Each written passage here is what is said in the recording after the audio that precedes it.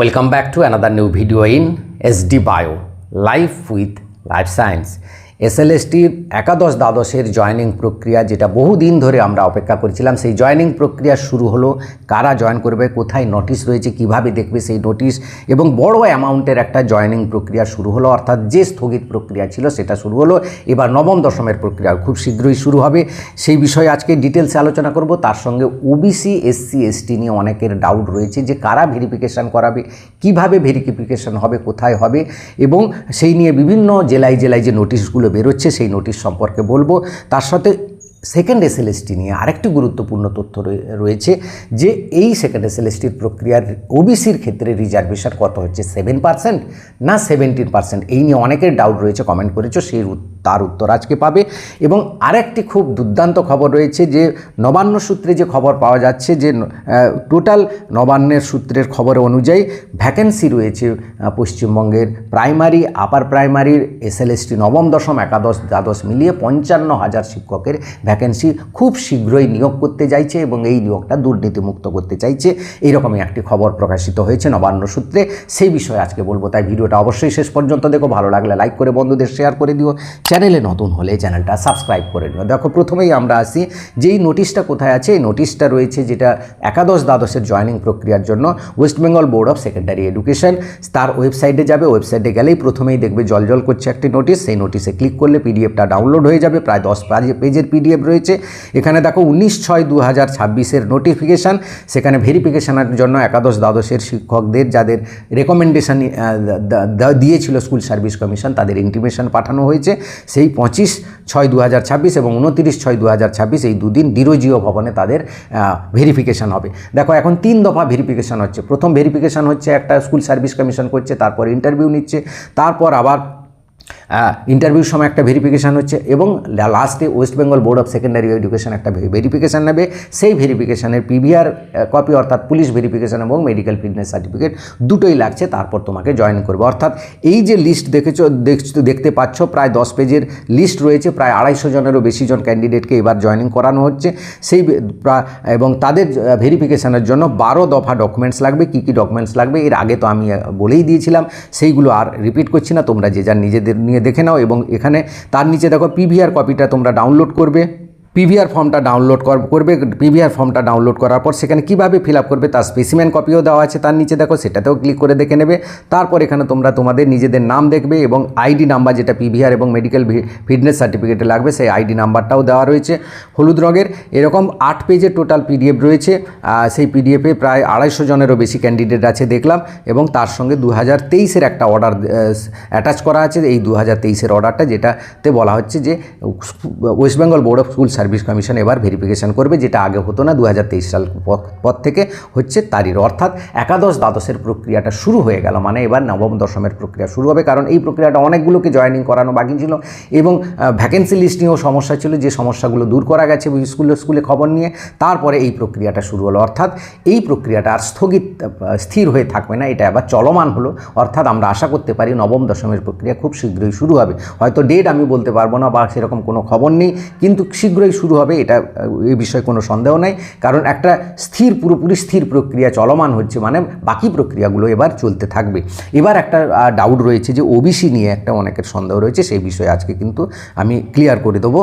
ব্যাপারটা শুধু ওবিসি নয়, ব্যাপারটা হচ্ছে ওবিসি, এসসি, এসটি, যত জাতিগত শংসাপত্র ইনক্লুডিং ফিজিক্যাল হ্যান্ডিক্যাপ, এই যে প্রচুর পরিমাণে এই সমস্ত ডকুমেন্টস রয়েছে বা যারা সার্টিফিকেট পেয়েছে তারা কিন্তু জাল সার্টিফিকেট বা ডুপ্লিকেট সার্টিফিকেট পেয়েছে। এটা রাজ্য সরকারের কাছে খবর আছে এবং বিভিন্ন সংবাদ মাধ্যমে তোমরা দেখেছো।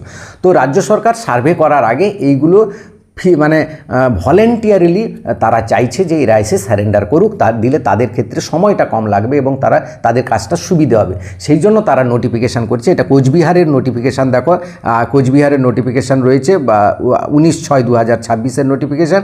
কোচবিহারের একটা ব্লক রয়েছে, সেই ব্লক থেকে ব্লক ওয়াইজ এই নোটিফিকেশানটা বেরোচ্ছে এবং এই নোটিফিকেশানে বলা হচ্ছে যে এগুলো বাংলায় লেখা রয়েছে নোটিশটা, যে যাদের কাছে ডুপ্লিকেট কোনো কারণে ভুলবশত বা কোনো একটা কারণে বা কাগজপত্রের ভুলের কারণে ভুল সার্টিফিকেট পেয়ে রয়েছে, তোমরা বিডিও অফিসে গিয়ে বা গিয়ে সারেন্ডার করো, বা এসডিও অফিসে, বিডিও অফিসের কথাই বলা হচ্ছে, বিডিও অফিসে গিয়ে সারেন্ডার করো।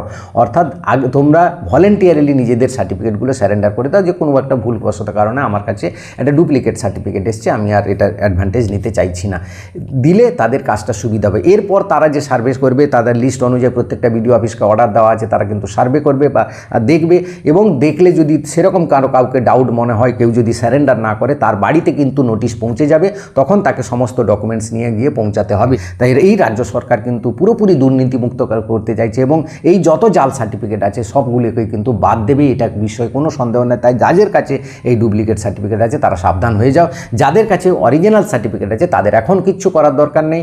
তোমাদের যদি নোটিফিকেশান আসে বা ডেকে পাঠায় তখন তোমরা যাবে, না হলে কিন্তু যাবার দরকার নেই। এতেও যদি অনেকের মন সন্তুষ্ট হচ্ছে না কী করবো, তাহলে তোমরা গিয়ে বিডিও অফিসে যাও, বিডিও অফিসে গিয়ে খোঁজ নাও যে SC ST OBCর কেসের ক্ষেত্রে কোথায় যাবো যে খোঁজ নিতে, তারা দেখিয়ে দেবে একটা টেবিল, সেই টেবিলে গিয়ে সেই অফিসারের সঙ্গে কথা বলো যে স্যার আমাদের কী করতে হবে, তিনি সমস্ত কিছু বলে দেবেন, তোমার সমস্ত ডাউট ক্লিয়ার হয়ে যাবে। আর এদিক ওদিক কাউকে জিজ্ঞেস করার প্রয়োজনে সোজা বিডিও অফিসে গিয়ে খোঁজ নিয়ে নাও কী করতে হবে তোমাকে, কারণ প্রত্যেকটা জেলাতে কিন্তু এই নোটিফিকেশানগুলো আসছে।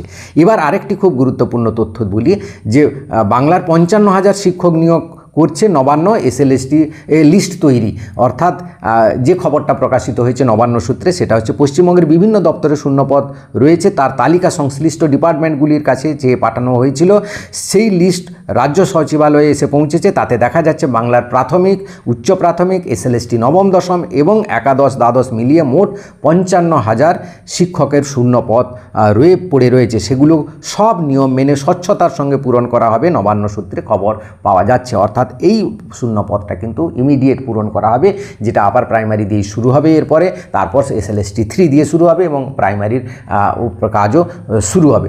সম্ভাবনা তৈরি হয়েছে এবং এটা 100% হবে। অনেকেই হয়তো নেগেটিভ কমেন্ট করছো, করো, কোনো অসুবিধে নেই, কিন্তু এগুলো 1-2 বছরের মধ্যে হবে। তোমরা হয়তো চাইছো কালকেই হয়ে যাক, নোটিফিকেশান বেরিয়ে যায়, সেরকমভাবে হয় না। সরকারি কাজগুলো একটু কিছু ক্ষেত্রে দেরি হয়, এবং একাদশ দ্বাদশ নবম দশমের প্রক্রিয়াগুলো দেরি হচ্ছিল বিভিন্ন কারণে। সে কারণগুলো জানো, কয়েকটা খুব জেনুইন কারণ ছিল, এবং তার মধ্যে এই OBC SC ST নিয়ে সেগুলো ঝাড়াই মোছাই করার একটা কাজও ছিল, যার ফলে দেরি হচ্ছে, এবং এই প্রক্রিয়াগুলো স্লো হলেও হয়তো দেরি হবে, কিন্তু এই প্রক্রিয়াগুলো হবে, এ বিষয়ে কোনো সন্দেহ নেই। এবার বলি যে সেকেন্ড SLST যে প্রক্রিয়া চলছে, সেটা OBCর ক্ষেত্রে 7% না 17%, এটা নিয়ে অনেকের ডাউট রয়েছে। দেখো, একাদশ দ্বাদশের যে প্রক্রিয়া চলছে, সেই প্রক্রিয়ার জয়েনিং হয়ে গেছে কিছু জনের জয়েনিং হচ্ছে, আবার 250 জনকে আজ ডেকে পাঠালো, যেটা হচ্ছে জয়েনিং করাবে বা তাদের ভেরিফিকেশন হয়ে তাদের জয়েনিং লেটার দেবে, তারা গিয়ে জয়েন করবে আগামী 15 দিনের মধ্যে। তো এই যে জয়েনিংয়ের ব্যাপারটা রয়েছে, এটা কি ধরে হচ্ছে? এটা 17%, OBCর 17% ধরে হচ্ছে, অর্থাৎ OBC A OBC B, কারণ রাজ্য সরকার চাইছে এর পরের নোটিফিকেশানগুলো, যেদিন এই নোটিশটা বার করেছিল, খুব সম্ভবত 19 তারিখ না 18 তারিখ বার করেছিল গত মাসের, সেই নোটিফিকেশানের পর থেকে যে রিক্রুটমেন্ট নোটিফিকেশানগুলো হবে, সেগুলোতে শুধু OBC থাকবে, 7% থাকবে। এই প্রক্রিয়া, আগের প্রক্রিয়া আছে WB SSC group C group D হোক, বা আমাদের SLST নবম দশম এবং একাদশ দ্বাদশ 17% ধরে হচ্ছে, মানে সেই একই নোটিশের মধ্যে, একই গেজেটের মধ্যে, যেহেতু বাকি রিক্রুটমেন্টগুলো হবে, নবম দশম হবে, SSC group C group D হবে, তার ফলে এটা ক্লিয়ার বোঝা যাচ্ছে যে OBCর ক্ষেত্রে 17% রিজার্ভেশন ধরে এই রিক্রুটমেন্টগুলো হবে।